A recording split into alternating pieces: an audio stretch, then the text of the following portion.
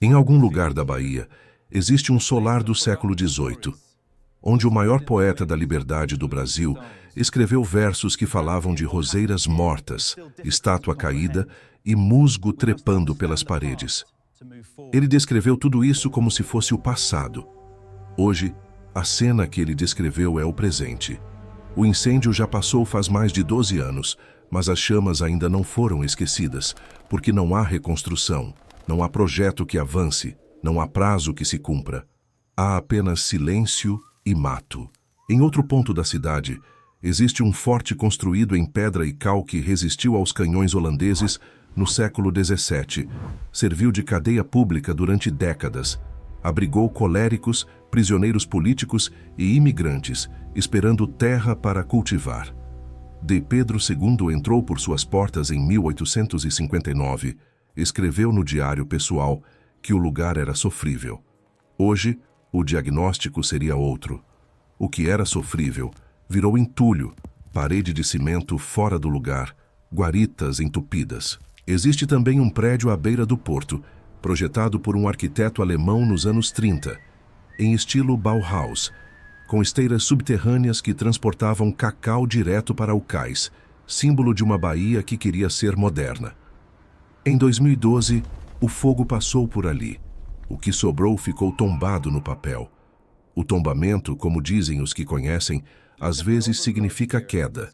E há um jardim, o primeiro jardim público de Salvador, construído quando a família real portuguesa ainda estava no Brasil, com balaustradas, cascatas artificiais, patos nadando em lagos, palmeiras imperiais plantadas por ocasião da visita do imperador. Tem 55 árvores seculares catalogadas, um obelisco de mármore, vista privilegiada para a Baía de Todos os Santos. Hoje funciona como estacionamento improvisado. Essas são histórias de uma cidade com mais de 470 anos de história acumulada e uma extraordinária dificuldade de se olhar no espelho.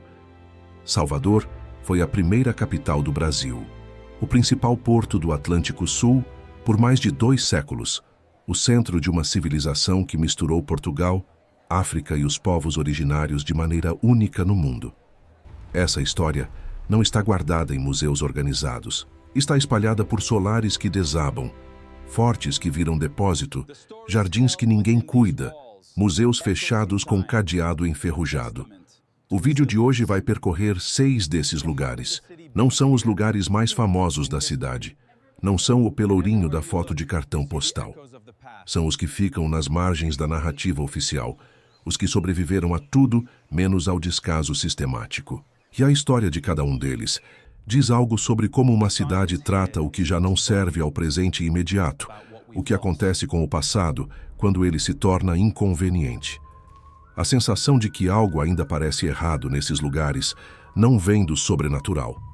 Vem de uma percepção mais concreta e mais difícil de ignorar, que coisas muito importantes estavam acontecendo ali e que foram simplesmente paradas sem cerimônia nenhuma. Começamos por um lugar que carrega, ao mesmo tempo, uma das histórias mais bonitas e uma das situações atuais mais dolorosas de toda Salvador. O Solar Boa Vista fica no bairro do Engenho Velho de Brotas. Os primeiros registros de sua existência datam de 1799, quando a propriedade pertencia a um comerciante chamado Manuel José Machado, que tinha fortuna construída sobre o tráfico de pessoas escravizadas, negócio que definia a economia da Bahia naquele período. A estrutura erguida então era rural, quase defensiva na sua arquitetura. Paredes grossas em alvenaria de pedra, pátio interno, um mirante que funcionava como torre de vigilância, uma pequena chapel integrada ao corpo do edifício. Era uma fazenda dentro do que seria décadas depois a cidade. O lugar ficava ermo. Machado acabou preso e deportado para Portugal, morreu no cárcere. A propriedade passou de mão em mão pelo processo habitual de heranças e vendas, até que em 1858, um médico chamado Antônio José Alves adquiriu o imóvel. Era o pai de Antônio Frederico de Castro Alves, que tinha então 12 ou 13 anos, e que, nas décadas seguintes, se tornaria o maior poeta abolicionista do Brasil, referência de toda uma geração que lutava pelo fim da escravidão. O menino cresceu dentro daquelas paredes de pedra, brincou naquele pátio, olhou o horizonte daquele mirante. Já adulto, Castro Alves escreveu um poema chamado A Boa Vista, sobre o casarão da infância. Ele descrevia um jardim inculto, roseiras mortas pelo insulto do vento, estátua caída, musgo trepando pelos muros, ervas inundando a terra. Chamava o lugar de relíquia e de parque arruinado. Escrevia como alguém que volta a um lugar depois de muito tempo e encontra a ruína onde havia a memória. O poema é sobre o tempo e sobre a perda. E o que ninguém poderia prever é que ele funcionaria, mais de 150 anos depois, como uma descrição precisa do que o solar se tornaria. Em 1869, o governo da Bahia comprou o imóvel para instalar ali o primeiro hospital para pessoas com doenças mentais da cidade. Em 1874, abriu como Asilo São João de Deus, sob a responsabilidade da Santa Casa da Misericórdia. Era uma iniciativa pioneira para os padrões da época, ainda que as condições do hospital fossem, por todo o século seguinte, motivo de denúncias. Em 1935, o espaço foi rebatizado de Hospital Psiquiátrico Juliano Moreira, em homenagem ao médico baiano considerado o fundador da psiquiatria moderna no Brasil. Funcionou como hospital por décadas. Depois veio o uso político. Em 1982, o prédio virou sede da Prefeitura de Salvador. Em 1985, passou para a Secretaria Municipal de Educação, que ali funcionou por anos seguidos. O imóvel foi tombado pelo IPHAN desde 1941, reconhecido como Patrimônio Nacional. Em tese, isso garantia proteção. Na prática, o tombamento nunca foi suficiente para garantir a manutenção adequada de uma estrutura que continuava envelhecendo. Em 4 de janeiro de 2013, um incêndio destruiu grande parte da estrutura interna do edifício. A perícia apontou curto-circuito elétrico como causa. O governador da Bahia e o prefeito de Salvador visitaram os escombros lado a lado e declararam publicamente que o solar seria restaurado com urgência. Passaram-se 12 anos. A vegetação avançou sobre os cômodos sem teto. Pessoas em situação de rua foram ocupando o espaço progressivamente. Colchões, roupas, resíduos acumulados. A estrutura, que já era frágil, continuou se deteriorando sem nenhuma intervenção real de conservação. Em novembro de 2025, uma obra de escoramento de emergência finalmente começou. O orçamento era de aproximadamente R$ 1,1 milhão apenas para estabilizar o que restava em pé. Os trabalhadores apareciam esporadicamente. Materiais de construção ficavam espalhados pelo chão sem avançar. A Secretaria de Cultura do Estado informou, quando consultada, que o solar receberá um parque de economia criativa, mas não forneceu prazo para início das obras. O Instituto de Arquitetos do Brasil foi chamado para elaborar um concurso nacional de projeto. Tudo ainda no papel. O historiador Ricardo Carvalho, ao comentar o caso, disse algo que resume a contradição. Salvador tem a oportunidade de ser um museu a céu aberto, com espaços físicos ligados a personagens centrais da história brasileira. Isso é uma bênção. E o Solar Boa Vista faz parte disso. O problema é que a bênção e o descaso podem conviver com perfeita indiferença.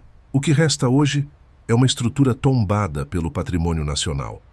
Originalmente construída por um traficante de escravos, habitada pelo poeta que lutou pelo fim da escravidão, transformada em hospital, sede de governo, secretaria e depois em ruína. Em cima de toda essa estratificação histórica cresce o mato.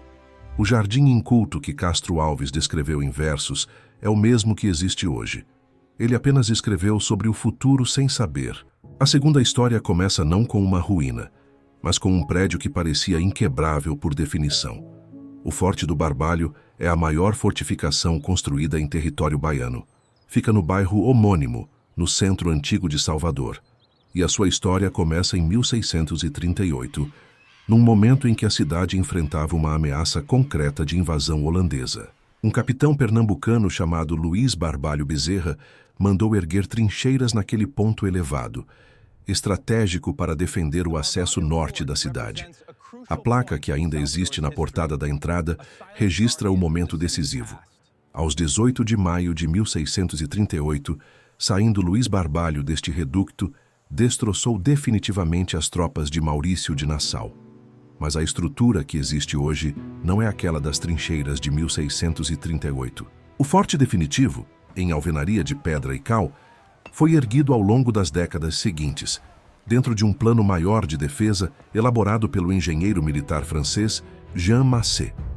A versão final foi concluída em 1736, durante o governo do vice-rei Vasco Fernandes César de Menezes. O formato é quadrangular, com muralhas de cerca de 520 metros de perímetro, 3 baluartes pentagonais e um circular nos vértices, 41 troneiras por onde se encaixavam os canhões, um fosso externo com 2,5 metros de profundidade, ponte levadiça sobre o fosso.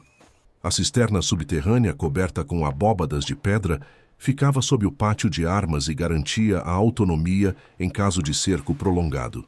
Em 1799, conforme o plano de fortificação da Bahia daquele ano, o forte abrigava 25 peças de artilharia. A história do forte é, na prática, uma miniatura da história da própria cidade. Durante a independência, a guarnição ficou leal aos portugueses até o fim. Quando as tropas portuguesas recuaram, o forte foi encontrado abandonado pelo alferes José Adrião de Lemos no dia 2 de julho de 1823, que hasteou ali pela primeira vez a bandeira do Brasil em Salvador. Em 1837, o forte serviu de base para os revolucionários da Sabinada, o levante federalista que proclamou a República Baiana por pouco mais de 4 meses antes de ser esmagado pelas forças imperiais. Depois da derrota, cerca de 200 revoltosos foram detidos naquelas mesmas paredes. Em 1828, o presidente da província determinou que o forte seria usado como cadeia pública. A autorização imperial veio só em 1845 e daquele ano até 1864 o forte foi prisão. Em 1855, começou a funcionar também como enfermaria para doentes de cólera, doença que assolou Salvador naquele período. Dom Pedro II visitou os presos em outubro de 1859 e deixou registrado no diário de viagem que a prisão era sofrível, que o carcereiro era surdo e parecia lento, e que as celas eram abobadadas, com pouca luz e mal arejadas. Em 1886, foi usado para isolar doentes de varíola. De 1892 a 1920, funcionou como quartel de artilharia. Num episódio pouco lembrado, o forte participou diretamente de um dos momentos mais violentos da história de Salvador. Em janeiro de 1912, durante a chamada Política das Salvações do presidente Hermes da Fonseca, o forte bombardeou a própria cidade. Junto com o Forte de São Marcelo e o Forte de São Pedro, os canhões do Barbalho alvejaram o Palácio do Governo, a Prefeitura Municipal, o Teatro de São João e a Biblioteca Pública de Salvador. A biblioteca pegou fogo. Documentos únicos do Arquivo Público da Bahia foram destruídos para sempre. O forte foi tombado pelo IFIAN em 1957. Desde 1982, é ocupado pelo 7º Batalhão da Polícia Militar da Bahia. Esse arranjo, que coloca uma unidade militar numa edificação civil tombada, criou um dos maiores nós de responsabilidade na história da preservação patrimonial de Salvador.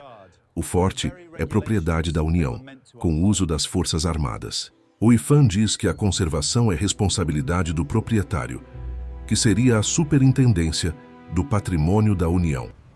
A SPU, quando consultada por reportagens ao longo dos anos, frequentemente não se pronunciou. A Secretaria de Cultura do Estado diz que sua única relação com o forte é um escritório da Bahia Criativa que funciona no local. Em 2014, o governo do estado fez uma obra emergencial que custou quase 4 milhões de reais para recuperar partes que estavam prestes a desabar. Em 2024, nova intervenção de emergência foi anunciada. O custo desta vez estava em cerca de 4 milhões também. O ciclo parece se repetir. Emergência, reparo superficial, novo período de abandono, nova emergência. quando moradores tentaram matricular filhos em aulas de capoeira que funcionavam no espaço. Encontraram quadras totalmente desfiguradas, paredes mofadas, vegetação por capinar, estruturas metálicas enferrujadas espalhadas pela área externa, guarditas entupidas com entulho, uma parede de cimento construída em local onde não deveria existir, descaracterizando a estrutura original.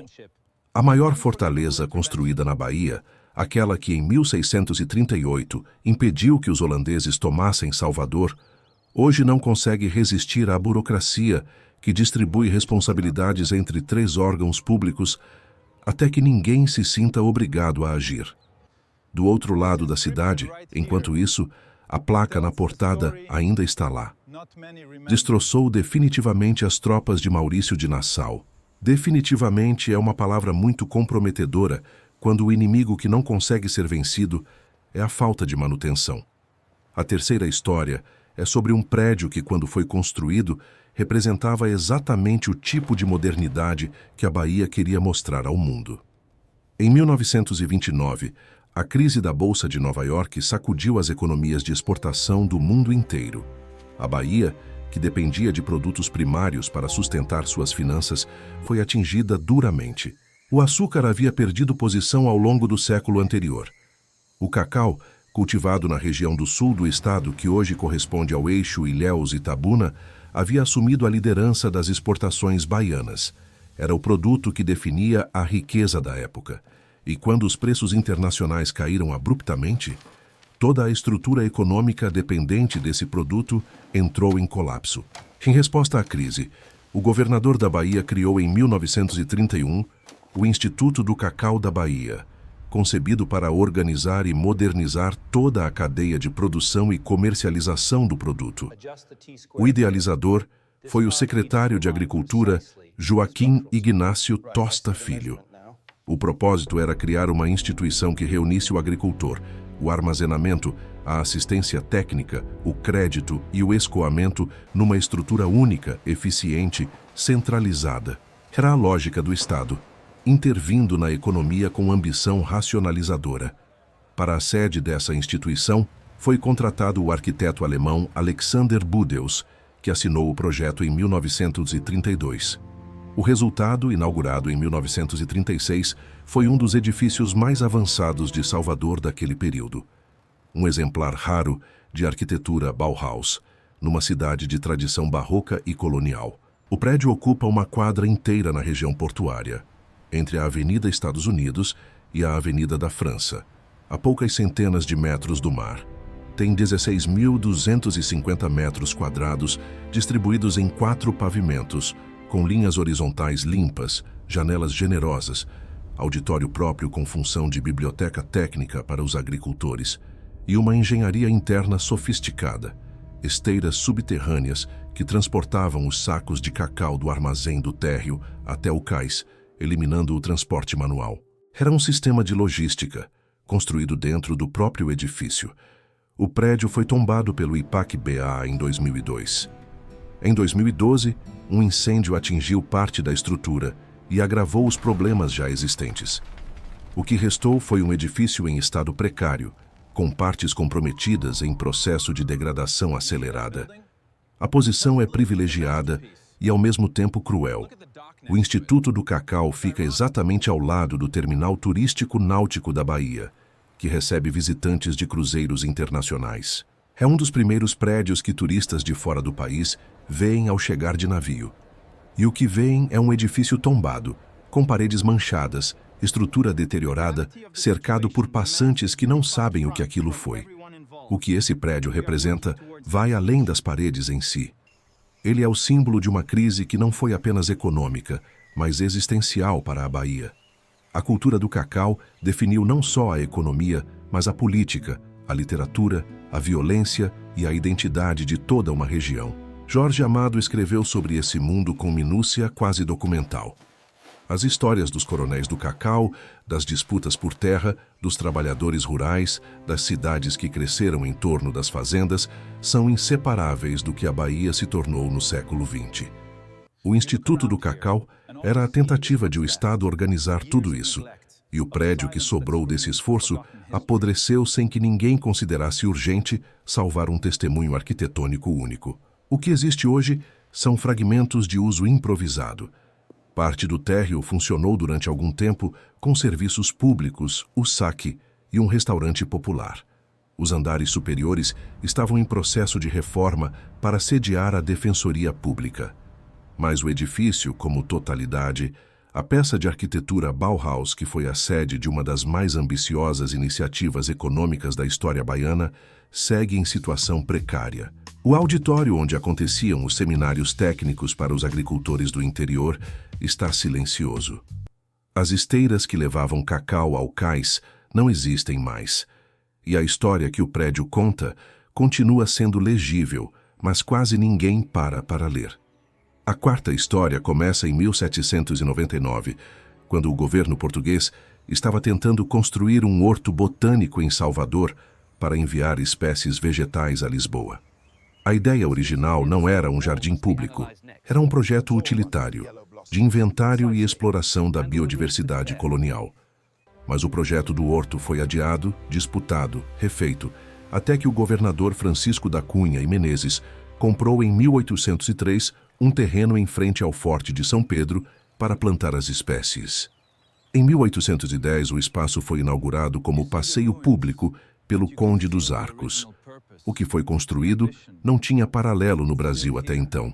Era um grande terraço com vista para a Baía de Todos os Santos, rodeado por balaustradas em estilo neoclássico, com escadarias, estátuas de mármore, cascatas e lagos artificiais onde patos nadavam.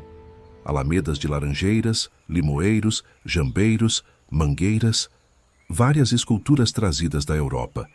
Em 1815, um obelisco de mármore português foi erguido para comemorar a chegada da família real ao Brasil. Em 1859, Pedro II visitou o espaço e mandou plantar as palmeiras imperiais que ainda existem hoje, com mais de 160 anos. Em 1862, chegou um chafariz de ferro fundido da empresa parisiense J.J. Dussel, com as três graças inspiradas no escultor francês Germain Pilon. Em 1878, foi instalado um segundo chafariz, da fábrica Val d'Osne, também francesa. O jardim tinha mesas e bancos de ferro fundido, caramanchões, um viveiro com 3 seções para aves e pássaros. Era, segundo os registros de viajantes estrangeiros que visitaram Salvador ao longo do século XIX, um dos espaços mais belos da cidade e um dos melhores do Brasil. O que chama a atenção nos mesmos registros é a contradição. Os estrangeiros ficavam encantados, mas os brasileiros raramente frequentavam o lugar. Há relatos desde a inauguração de que o espaço estava subutilizado, que as festas nacionais reuniam algum público, mas que nos outros dias o jardim ficava praticamente deserto. A ideia europeia de passeio ajardinado, com sua função de ver e ser visto, não encontrou terreno fácil numa cidade onde a vida pública tinha outras formas e outros ritmos. No início do século XX, a área do passeio público foi reduzida com ampliações do Palácio da Aclamação, que ficava ao lado. Em 1925, o governador Góes Calmon fez uma reforma e instalou um parque infantil. Nas décadas seguintes, o espaço ganhou vida cultural intensa. O programa Hora da Criança do professor Adroaldo Ribeiro Costa, a Galeria Oxumaré, inaugurada em 1952, a Boate Manhattan e o Restaurante Pérez nos anos 50, a primeira companhia teatral profissional da Bahia nos anos 60. Em 1964, parte do terreno foi cedida para a construção do Teatro Vila Velha, que se tornaria um dos espaços cênicos mais importantes de Salvador e que nos anos seguintes seria palco de resistência cultural durante a ditadura militar. O ponto de virada veio em 1967, quando os governadores transferiram sua residência do Palácio da Aclamação para o Palácio de Ondina. Sem o uso contínuo do governo ao lado, o passeio público entrou num ciclo de abandono progressivo. Sem segurança, sem limpeza regular, sem manutenção. Os vândalos foram chegando, o espaço foi ficando perigoso Em 1990, houve uma tentativa de restauração com catalogação das 55 árvores seculares, identificação das espécies, colocação de placas. Mas a reforma foi insuficiente e o abandono voltou. Em 2013, o IPAC passou a responsabilidade para a prefeitura. Durante a pandemia, uma obra irregular em residência vizinha avançou sem embargo, bloqueando parte da vista privilegiada para a Baía de Todos os Santos, que era a razão de ser do jardim. A entrada principal pela Avenida 7 de Setembro foi interditada. A iluminação tornou-se precária. E o jardim, que tinha cascatas artificiais, patos em lagos, estátuas de mármore, palmeiras centenárias e chafarizes importados de Paris, foi se tornando, progressivamente, um estacionamento improvisado cercado de muros. O que existe hoje ainda é extraordinário se olhado com atenção. Aquelas 55 árvores seculares estão lá, com suas placas de identificação que resistiram ao tempo. O obelisco de mármore de 1815 continua de pé. As palmeiras imperiais plantadas pelo imperador permanecem. A vista para a Baía ainda existe, embora parcialmente obstruída. Mas o conjunto que envolve tudo isso é de abandono. O primeiro jardim público de Salvador, inaugurado quando o Brasil ainda não existia como nação independente, não tem quem corte o mato com regularidade, não tem porteiro no turno noturno, não tem iluminação adequada. Há algo perturbador na história do passeio público que vai além da falta de manutenção. É o fato de que um espaço criado exatamente para proporcionar à população da cidade um lugar de convívio e contemplação tenha sido, desde a origem, sistematicamente subutilizado e abandonado. Como se a própria ideia de jardim público, de espaço coletivo de lazer, nunca tivesse encontrado em Salvador o ambiente institucional para sobreviver. Em 1977, o governador Roberto Santos criou por decreto o Museu de Ciência e Tecnologia da Bahia. 2 anos depois, em fevereiro de 1979, o espaço foi inaugurado no bairro do Imbuí, à beira do Parque Metropolitano de Pituaçu, com suas lagoas, sua vegetação densa, seus ventos vindos do mar próximo. E o que foi inaugurado naquele dia não era um museu comum. Era o primeiro museu interativo de ciências da América Latina. Nem São Paulo, nem Buenos Aires, nem Cidade do México tinham nada parecido.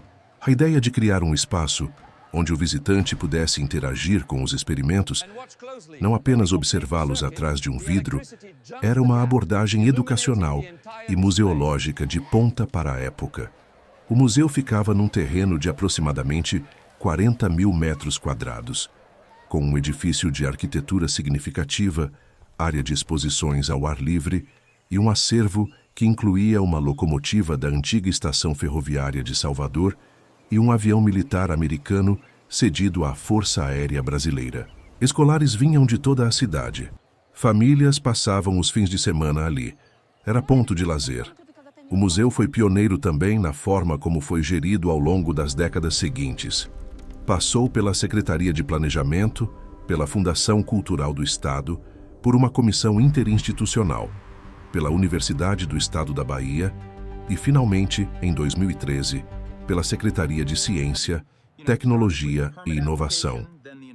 Cada transferência de tutela trouxe um período de desorientação administrativa.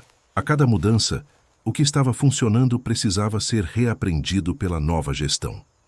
O museu foi fechado temporariamente algumas vezes para reformas ao longo dos anos. Em 2018, fechou novamente. A secretaria responsável afirmou que o fechamento era para a concepção de um projeto de revitalização conceitual e de infraestrutura. O projeto foi elaborado. Contemplação ministerial foi obtida junto ao Ministério da Ciência, Tecnologia e Inovações. E então, como tantas vezes antes, a política brasileira desandou. As prioridades mudaram, os recursos não chegaram e o museu continuou fechado. Em fevereiro de 2021, Roberto Santos, o médico, professor, pesquisador e ex-governador, que havia idealizado e inaugurado o museu 42 anos antes, faleceu aos 94 anos. Em sua memória, a Academia de Ciências da Bahia, que ele também havia fundado, iniciou uma campanha pela revitalização do espaço e pela incorporação do nome do fundador ao nome oficial da instituição. A campanha reuniu universidades, academias de ciências, personalidades da política e da cultura. Produziu simpósios e declarações. O projeto seguiu no papel. O que existe hoje no terreno do Imbuí é um espaço com equipamentos e estrutura tomados pela vegetação e pelo limo. A locomotiva que havia lá continua sob o tempo. O avião americano permanece imóvel. Os moradores que cresceram no bairro descrevem o contraste com o que havia antes. O fluxo de visitantes aos fins de semana, as filas de ônibus escolares, o barulho de crianças interagindo com os experimentos. Tudo isso parou. O que torna essa história particularmente melancólica é a escala da ambição original. Em 1979, Salvador abrigava o Museu Interativo de Ciências mais avançado de toda a América Latina. Era uma declaração de que a Bahia poderia criar algo pioneiro e de referência continental. O fato de que esse museu, 46 anos depois, esteja fechado com mato crescendo sobre seus equipamentos, não é apenas uma questão de falta de verba ou má administração.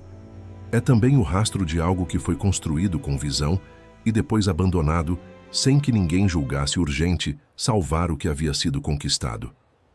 A última história deste vídeo é diferente das anteriores. Não é sobre um lugar que foi abandonado depois de grande esplendor. É sobre um lugar que quase nunca teve a chance de existir como devia. O Solar Machado, também chamado de Palacete Machado, fica na Avenida Luiz Tarquínio, no bairro de Roma, em Salvador. Foi construído na primeira metade do século XIX e é reconhecido pelo IPAC como a maior residência já construída no estado da Bahia em sua época. Em algum ponto de sua história, passou a ser utilizado como abrigo Dom Pedro II, o principal equipamento municipal para acolhimento de idosos em situação de vulnerabilidade social em Salvador. Por 130 anos, foi exatamente isso. A questão que levou ao abandono não foi descaso inicial, mas inadaptação estrutural ao presente. O Ministério Público da Bahia, desde 2014, vinha exigindo melhorias no imóvel para garantir condições adequadas aos idosos abrigados. A edificação do século XIX, por mais imponente que fosse, tinha limitações que não podiam ser resolvidas dentro do orçamento e do cronograma disponíveis. Em dado momento, a solução encontrada foi transferir o abrigo para um espaço novo no bairro de Piatã. O Solar Machado ficou desocupado. Isso aconteceu há menos de uma década. O prédio é de propriedade da Prefeitura de Salvador, tombado pelo IPAC e pelo IFAM como patrimônio de valor histórico e arquitetônico, e vazio, com infiltrações, problemas estruturais, desgastes acumulados de um edifício que foi construído para ser residência, adaptado ao longo do tempo para acolher idosos e que agora não tem função nenhuma. Em 2023, a Prefeitura concedeu licença para que uma empresa estudasse a viabilidade de transformar o Solar Machado em hotel. A empresa que venceu a licitação era a mesma que havia adquirido o direito de converter o histórico Palácio Rio Branco, outro patrimônio em situação delicada, também em hotel de luxo. A operação de converter patrimônio histórico em produto comercial não é necessariamente errada. Em muitas cidades do mundo, essa é a forma mais eficaz de garantir a preservação e o uso contínuo de edifícios históricos que o poder público não tem condições de manter diretamente. Mas o processo não avançou com a velocidade prometida, e enquanto a decisão sobre o destino do palacete não se resolve, ele continua envelhecendo. O que o Solar Machado representa neste vídeo é uma dimensão diferente do problema do patrimônio em Salvador. Não o abandono por indiferença histórica, não o descaso com o que sempre foi considerado importante, mas a dificuldade estrutural de encontrar uma função contemporânea para edificações históricas, quando o uso original não é mais possível. Há 130 anos de abrigo para idosos foram seguidos por anos de vazio. E o vazio num edifício antigo nunca é neutro. É sempre destruição lenta. Esses 6 lugares têm histórias completamente distintas entre si. Um forte colonial que resistiu aos holandeses e ao imperador, mas não resistiu à burocracia que distribui responsabilidades sem que ninguém as assuma. Um jardim público inaugurado antes da independência do Brasil, com palmeiras plantadas por um imperador e chafarizes vindos de Paris que virou estacionamento. A maior residência já construída na Bahia, transformada em abrigo por um século e agora vazia. O único exemplar de arquitetura Bauhaus ligado à economia do cacau, que deu forma à identidade de toda uma região. O primeiro museu interativo de ciências da América Latina, pioneiro em 1979 e depois esquecido. E o solar onde o maior poeta abolicionista do Brasil cresceu, escreveu versos sobre ruínas e que hoje é ele mesmo uma ruína. O que liga todas essas histórias não é apenas a falta de dinheiro público para a manutenção, embora isso esteja presente em todas. O que as liga é algo mais difícil de nomear. Uma dificuldade crônica de sustentar a relação entre o presente e o passado em forma de espaço físico. Salvador é uma cidade que carrega uma história densa, violenta, rica, contraditória, depositada em pedra e cal e madeira por 4 séculos e meio. E essa história tem peso. Não é fácil decidir o que fazer com ela. Não é fácil manter um forte do século XVII no meio de uma cidade que cresce em todas as direções. Não é fácil encontrar uso contemporâneo para um solar colonial. Não é fácil financiar um museu de ciências em períodos de crise fiscal. Mas as dificuldades reais convivem, em Salvador e em muitas outras cidades brasileiras, com uma espécie de resignação com o abandono que é mais cultural do que financeira. O tombamento que significava proteção foi se tornando, na prática, sinônimo de paralisia. O bem tombado não pode ser demolido, mas não tem garantia de que será mantido. Fica num limbo, nem destruído, nem vivo. O que esses lugares têm em comum, acima de tudo, é que eles ainda estão lá, resistindo, com mato crescendo nas frestas, com paredes mofadas, com estruturas que ameaçam ceder, mas ainda de pé. E enquanto estiverem de pé, carregam a possibilidade de se tornarem outra coisa, de receberem função, de voltarem a ser habitados por histórias novas que não apagam as antigas, mas se somam a elas. A pergunta que cada um desses lugares faz, de maneira silenciosa, não é o que aconteceu aqui. Essa resposta existe, documentada, registrada. A pergunta que eles fazem é: o que vai acontecer agora? E essa resposta ainda não existe. O que existe é o intervalo, o compasso de espera, o silêncio de paredes que viram tudo e continuam aguardando. Se você chegou até aqui neste vídeo, é porque esse tipo de história importa para você, da mesma forma que importa para quem produz este canal. Cada lugar abandonado é um arquivo, cada ruína é um argumento. E enquanto esses espaços existirem, a conversa não acabou. Se quiser continuar essa conversa, você sabe o que fazer.